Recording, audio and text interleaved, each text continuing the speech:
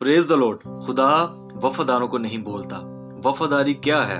वफादारी ये है कि खुदा और खुदा के कलाम को अव्वल दर्जा देना, उससे लिपटे रहना, हर एक बात में खुदा के साथ शेयरिंग करना और उससे डरना और उसका खौफ मानना, ये है वफादारी। जब हम हनोक की जिंदगी को देखते हैं तो वो खुदा के साथ वफादार था और फिर खुदा ने भी उसे इज्जत दी और उसको इस जमीन से जिंदा उठा लिया।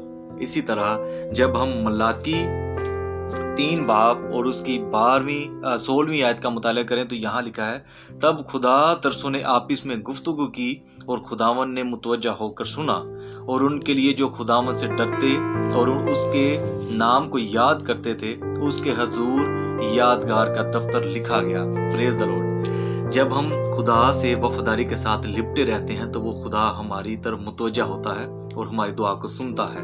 हमें जरूरत है कि हम खुदा के साथ वफादारी के साथ चलें। और फिर ज़बूर 103 दूसरी आयत में लिखा है, ऐ मेरी जान खुदावंद को मुबारक है और उसकी किसी नेमत को फरामोश ना कर। जो कुछ खुदा ने हमें दिया है, हर एक नेमत से हमने उस खुदा का शुक्र करना है और उससे वफादारी के साथ लिपटे रहना है ताकि खुदा हमें भूले ना और हमें अजर दे। God bless you.